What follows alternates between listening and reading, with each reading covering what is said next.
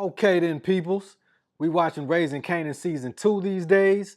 About to catch episode 3. That's what's up next. Can't wait for that. Before we get all deep into Season 2 though, I wanted to do a recap of Season 1. Just a short recap for those who want to refresh right quick or for those who didn't even catch all of Season 1 yet. Whichever it is, thank you for watching. So like everyone out there, I'm like you, ready for Season 2. But before we go any further, let's get a quick summary of what happened last summer. Raising Kanan, Season 1 recap. Let's go. So the season opens up with us getting a feel for the story, the surroundings, even some of the history. Kanan's growing up in Southside Jamaica, Queens, and right off the bat you see that he's raised into and how his mama is teaching him to take no losses out here in these streets. Apparently young Kanan was running his mouth about some money he had, and a few neighborhood kids jump him, take his money, and beat him up. Kanan runs away back to his house, crying to mommy, but instead of giving him a hug, mommy fills a sock with some batteries, takes him back to the park where he was jumped, gives him the sock, finds the boys that jumped him, then tells Kanan either you're going to deal with them or you're going to deal with me. Kanan does not want to deal with his mom, no way, so he lets loose on those boys who jumped him. And this is the intro to Kanan's world. Next we fast forward to a teenage Kanan. He's about 15 and he's played by Mekhi Curtis, who does a great job, even sounds kind of like a kid 50. Kanan is a smart young guy and he has the opportunity to go to a prep rich people school downtown called Stuyvesant. It has a lot more resources the way schools that rich people go to generally do, but Kanan doesn't want to go to this school. He wants to stay around his mom, his family, and his friends in Southside Jamaica. He wants to stay around the game. Kanan's cousin, Jukeboxer Juke, loves music and can really sing. This is a younger version of the same character we see in Power Season 3, played by the one and only Anika Noni Rose. Also, it's really wild to see Juke and Kanan's relationship as young kids after we see the way their relationship ended in Power. Music has always been Juke's thing, hence the name Jukebox. Their uncle actually says later that they call her Jukebox because when she was little, people used to give her a quarter to hear her sing their favorite song. Juke has a dream of making it big. She steals designer clothes and sells them, trying to make money to record a demo. Kanan has a crush on a girl at his school named Davina, and he has for years. When we first see Davina, she's booed up with a rival corner boy named Buck 20.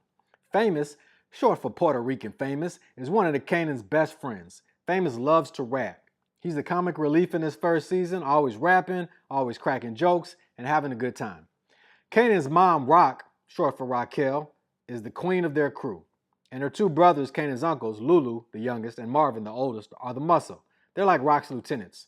Lulu is a go-getter, puts in work, he's reliable. Marvin is not reliable. He gets money and puts in work too, but Rock says later that he started getting high on his own supply back in the day and got caught up and put in jail. And he's still always making bad decisions, even though he doesn't seem to get high anymore. This is why Rock runs their operation and not him. The rival drug boss of the South Side, Unique or Neek, is played by Joey Badass. Love his performance in this show. He's super calm and cold, but he's ruthless and angry too. Gotta say, all the performances in this show are great. I've heard some back and forth with people making a comparison between Rock and Monet as to how they portray the Queen Bee. Monet is Mary J. Blige's character in Power Book 2, Ghost. I'm not going to get into all that here, but tell me what y'all think about those comparisons in the comments. The fam has a connect at a club so that the club can be a marketplace for them. Think Club Truth and Power. Only they don't own the club. They just have a business relationship with it. Symphony works at the club as a bartender. Rock takes a liking to him, and he takes a liking to her too. Symphony's also studying to get a master's in urban planning, and he teaches it too, so he's always talking about New York architecture, which actually is a little interesting sprinkled up on top of the story.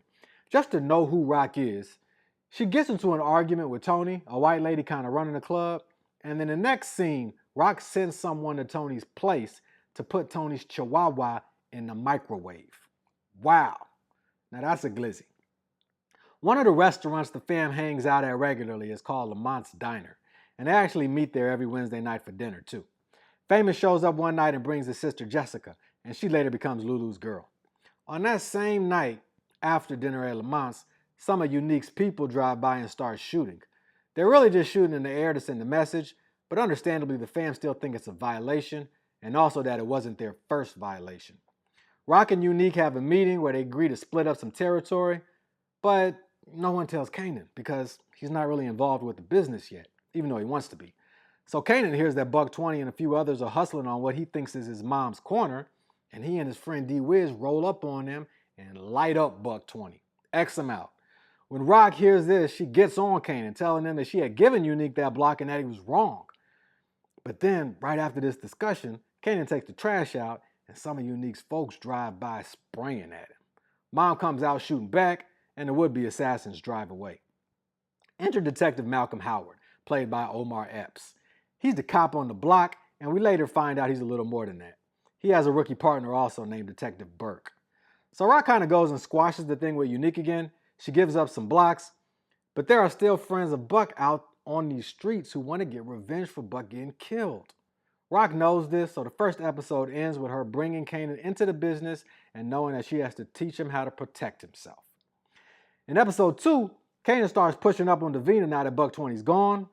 We do see Davina's mom come to the school after Davina gets in a fight, and I'm really just bringing that up because I got to give a shout out to the homie who plays Davina's mom, Angela Polk. Great job, Angie. You know I was feeling your pain. Angie's great people. So back to it. Howard has a conversation with Neek about getting Rock out the way. Kanan starts working in the stash house because Rock wants to keep him safe from people who might be gunning for him, but also because Rock wants to make him feel like he's involved in the business. Kanan gets bored with the stash house very quickly though. The stash house also is where Kanan first starts interacting with Scrap, because Scrap is assigned to keep him company and keep him safe. The family starts a relationship with a couple that owns a bodega, Juliana and her husband Gabriel. Gabriel beats Juliana like she's a piñata and is just generally not nice to her. Rock plans to upgrade and use the bodega as a stash house instead of the abandoned house. Juliana also has a cousin named Joaquin, who is a big-time drug dealer from Colombia. The main part of episode 2 is what happens when Marvin throws a party at the club I mentioned. Rock and Lulu figure it's the perfect time to pull off some dirty work. Lulu tells D-Wiz that Kanan is meeting him somewhere and uses that as an excuse to take D-Wiz out and show him the time of his life. This look on his face is priceless. But little does D-Wiz know, Lulu's showing love because this is the last night of young D-Wiz's life. You can definitely see that Lulu doesn't want to take the kid out, but like Neek in the song says, the streets need a body. Buck 20 was just killed on the block, people want revenge, and Rock wants to save her son. So she offers up the boy who was with her son when they shot Buck. It's a dirty game. In episode 3, the police start bringing heat on the block because of the recent dead bodies. But only Rock's corners are getting hit, courtesy of Detective Malcolm Howard. Because of the heat on the block, Rock starts running into problems with her and Neek's supplier, Dean. We also find out that Detective Howard has leukemia. Basically, he's dying. And the best way for him to get help is to get a bone marrow transplant from someone in his family. Only he doesn't really have any family. And the few cousins he does have don't like him and aren't a match anyway. Kanan is still making childish mistakes. He sees Davina outside the stash house and goes out to talk to her. Only thing is, she's from the south side too, and she's not dumb. So she recognizes that the stash house is a stash house. Yeah. Rock's making moves. She has a little rapport with one of Dean's guys and is able to get info on their next drop for Unique. Then she passes this info to Detective Howard, and even though Detective Howard made up his mind to back Unique, his chief is breathing down his neck to give him a big bust, so he has no choice but to follow the lead and bust Unique's guys. Crown Camacho has a studio and runs Bulletproof Records.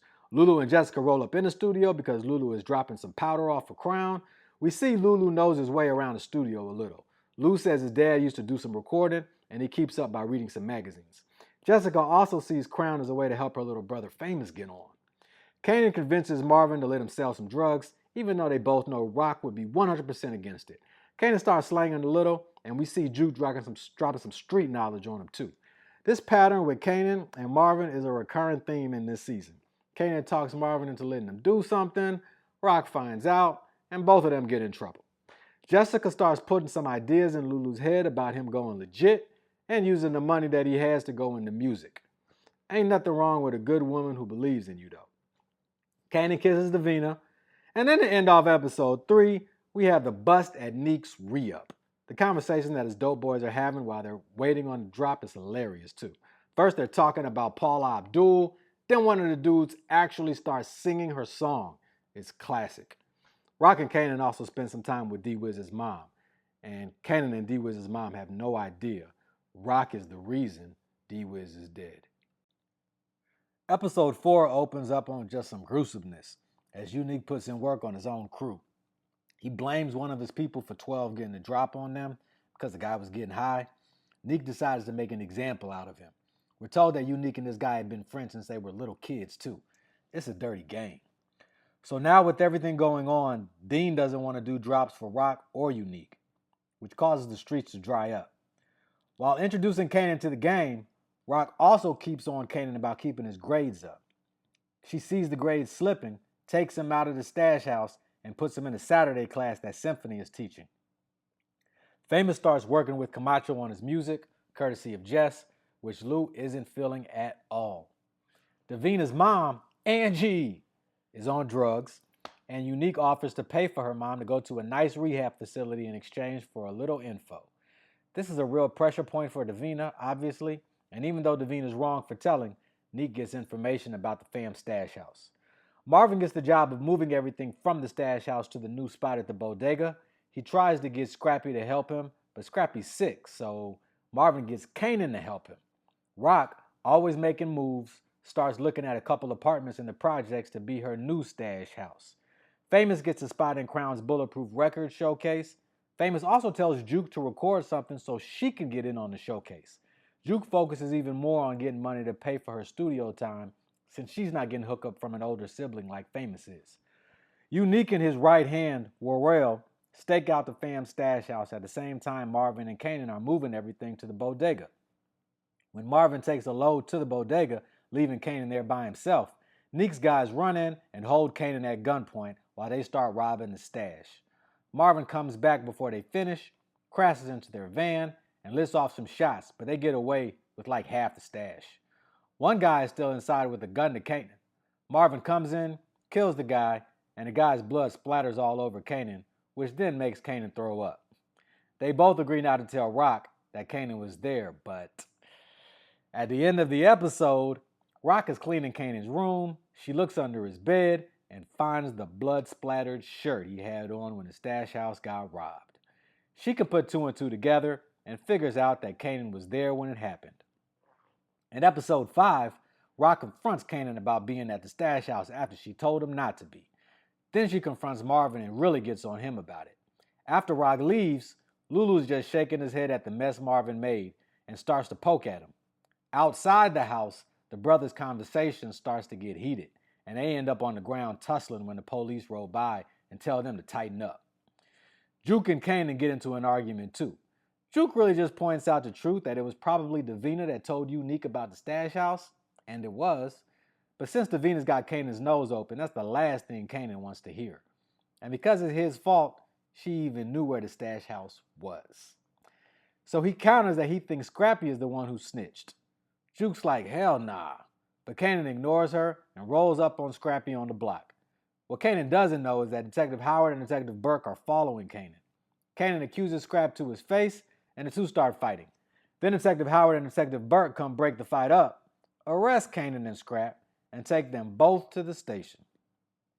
While taking down Kanan's info at the station, Howard realizes that Kanan is younger than he thought, and that Kanan being born then means that Howard must be the father instead of Kanan supposed to be Father Defcon. Defcon was like one of the biggest drug dealers ever in Southside Jamaica. Everyone thinks Kanan is his son because he and Rock were supposed to be together before Defcon went to jail. But Rock later says that she was just a front for Defcon anyway, because Defcon was gay. Kanan calls Symphony to come pick him up from the police station and convincing Symphony not to tell his mom. Symphony doesn't want to, but he agrees not to say anything. Lulu starts going to the studio. Money situations come up with Crown Studio help, and Money Man Lou steps up and breaks everyone off. Juice got a girlfriend named Nicole, who she's been spending a lot of time with, and in this episode, Nicole's mom walks in on them kissing and goes ballistic. She kicks Juke out of their house and tells her never to come back. Both girls are crying and just heartbroken. Kanan actually convinces his mom to show him how to cook crack. Whoa. Really because she wouldn't let him do anything else. Plus she says if anything happens to her, she wants to make sure he can take care of himself. After a discussion with Rock, Scrap goes undercover in Unique's organization. Episode 5 ends with Howard approaching Rock about Kanan being his son. Rock never admits it, but we know. Kanan's dad is a cop. And we're going to pause right there for the season 1 recap. That's a wrap for part 1, episodes 1 through 5. Thank you for watching, and stay tuned for part 2 where we go over episodes 6 through 10. That'll drop next week after episode 3 of season 2. Hope the refresher was good for you. Jube Vision. Don't forget to like and subscribe. We out.